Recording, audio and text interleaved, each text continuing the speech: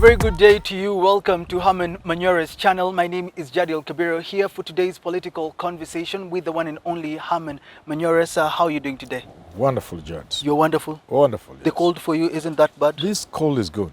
Oh. It's not very bad. You prefer it over the sun? It's okay, yeah. No, this is better. Okay. Yeah. Let's get into today's political conversation. Every single week we take a look at the state of politics in the nation and what must we focus on as we head over to the elections for 2022. Sir, let me start with this. There was some chaos yesterday in Meru County because of some monies that DP Ruto left, over 12 million, and we said that people that were supposed to allocate the money went away with it, and so some border riders and some mama mbogas were protesting, tires were lit over there. Is this the chaos that you were afraid of happening when you spoke about handouts not being a solution to rallies and getting people? Yeah, you know, once you throw money at people, there will be a problem, whether you like it or not. Especially as we get closer to elections, and you remove an envelope of 2 million shillings like Ruto did somewhere. In Kitui. It's dangerous, even for you, even to you as a person, because the stampede can even get you hurt, even as Ruto. So this, I'm not surprised. It will get ugly by the day. Because the DP left about 12 million and the guys were scrambling for 600,000 that they're saying the Member of Parliament for Tigania East went with it. Is there something that can be done about the, politicians giving out money? Stop giving money in whatever guise. That is voter bribery. The only reason why you can only be taken to court for it is not in the campaign period. But once we enter the campaign period, if Ruto gave out money that he's giving out, that is voter bribery. So that way, there's no other word for it. Because he comes out with money and he says, yes, this money is for empowerment, this money is for youth. There's nothing like empowerment. Empowerment must be through a program. You see, it doesn't even need to be a government program. It doesn't need even to be legislated. NGOs are doing this sort of thing every day. But they are programs. No program takes money to the market and throws to people like this. No, I've not seen one. It can't work. So when you look at such a situation in Tigania East, do you foresee it happening in different parts of the country? If the trend continues and different politicians continue? You see, there's the danger of what could happen in terms of security. But there's also a problem that he's inviting, which is gradually people are beginning to associate his campaign with money.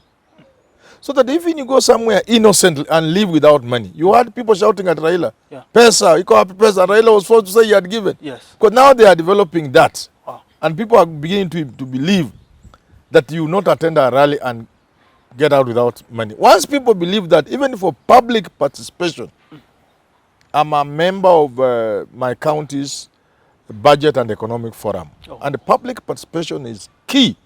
Yet people cannot attend public participation forum without being paid. They want to be paid. Oh, yeah. So once you drive people into that level of expectation, then they will not listen to anything else.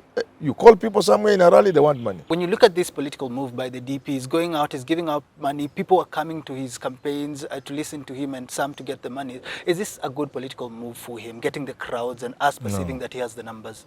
You better get organic crowds. Of course, as a politician, you'll manipulate situations and people. But in the long run, it's not sustainable. You might require a lot of money, much more than you have. And like I've said, once people associate you with money, it's a bad thing. It also tells a story. I have seen with my own eyes, let me speak like an African. I've been to a petrol station and I couldn't access the petrol station because motorcycle riders, the Nduthi border people, were coming to fuel to go to Ruto's rally. Somebody can challenge me, I'll tell you, this petrol station on such and such a date. And I hope maybe Raila is doing the same. But I'm saying I've seen for Ruto. So when you see border riders associating your rallies with free fuel into their motorcycles, the day you deny them, there will be chaos. So you have to continue it for long? You'll have to sustain it. And I'm saying, is it really sustainable? Okay. How much money are you going to have? Because as we move into the election, there are a lot of other things that are coming up, logistical challenges that require resources, financial resources. So are you going to have money for everything, including giving people for attendance? It will be a little tricky, even just at the level of affording it. But much more serious Much more seriously is the problem of people associating you with giving money. Oh. In an election, that is always a very bad thing to happen. But do people really care? People just want... People have already decided they are going to vote for Ruto. Some have already decided they're going to Raila. So you see, I've told people, an election is rarely won by the people who follow you and who vote for you. You are really voters. They don't decide an election. No. It is a small group of people who tip the election. That's what people go for. Yeah. In America, for example, you see those states. There are certain blue states. You don't even need to bother. Yeah. There are others that are red. Other red ones that are beginning to go blue. Other blue ones that are beginning to go red. And then the battlegrounds. Yes. People go for battleground states. They don't go for these others. They know if you win this and this, you have won the election. Oh. Where goes Ohio goes the, you know, the nation. Yes. So even in our situation, Raila doesn't need the Luo vote.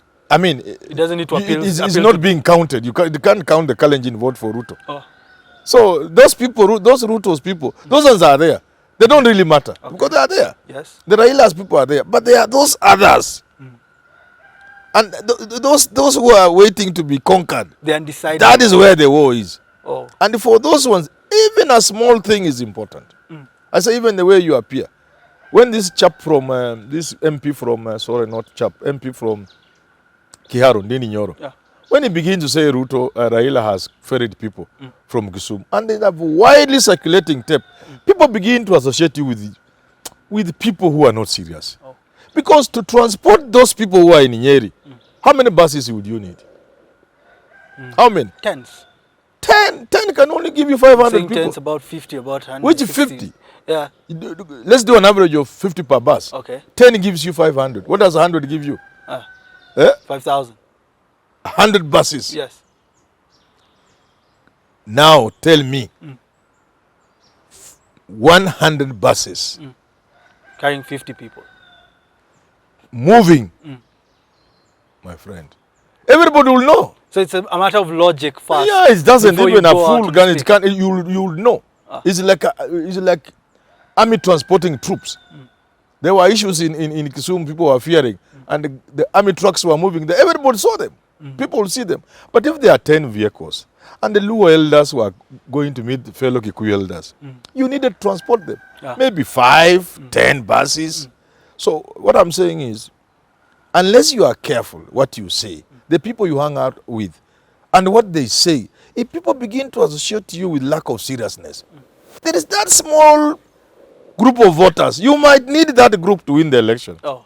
You are pushing them away. So it's not about the people that are already with you. It's about the people that those ones are there. They are yours. You just protect them. Let's also speak about... Appease them, making sure they are there, sustain them, you know, protect them from hawks. But you target the undecided voter, the tipping voter. That is the one you go for. And that voter is always very difficult to handle. Some of them are very critical. Very critical.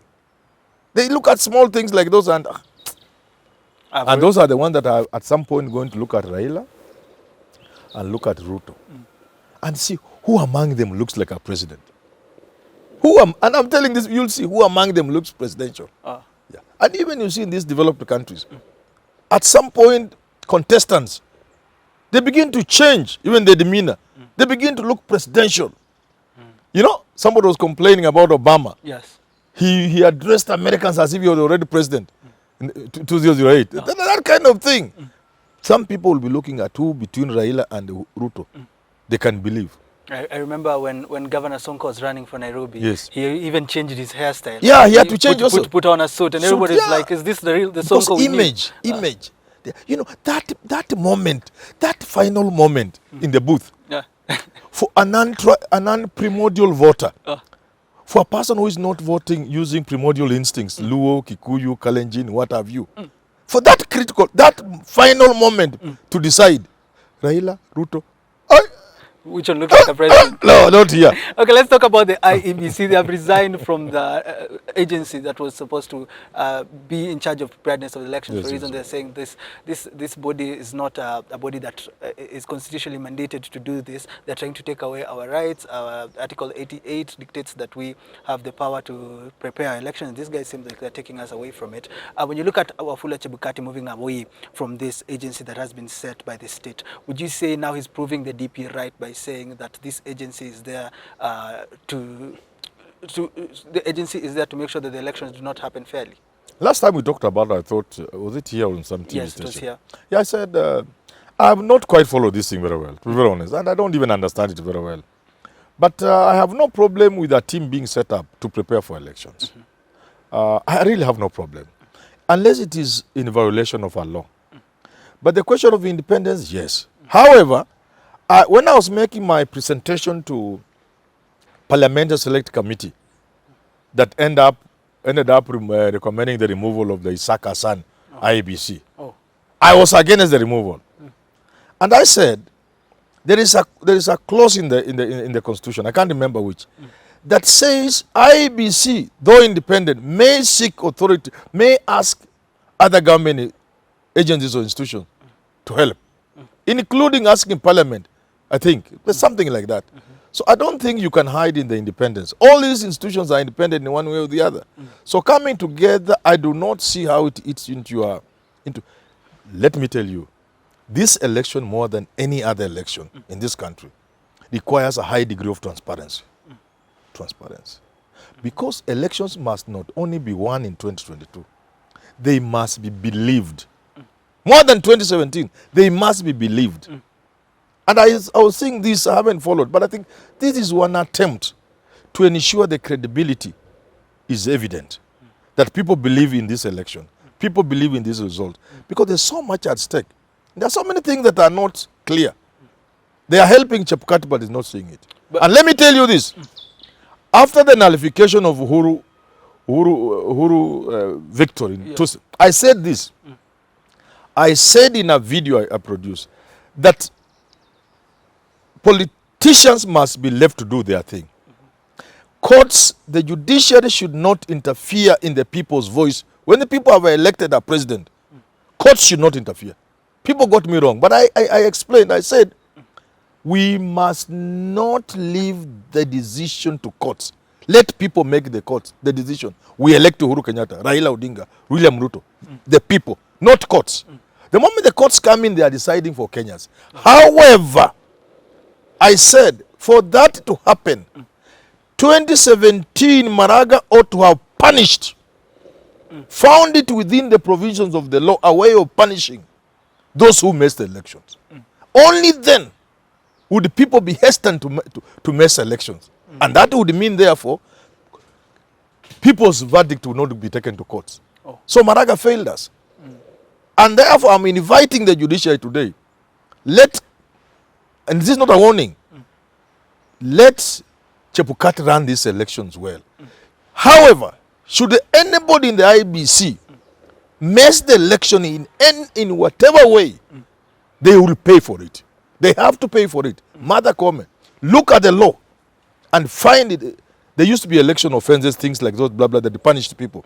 I think there's some little changes that have taken place. But look into the books and let us punish those who mess elections. That way, in future, nobody will mess an election.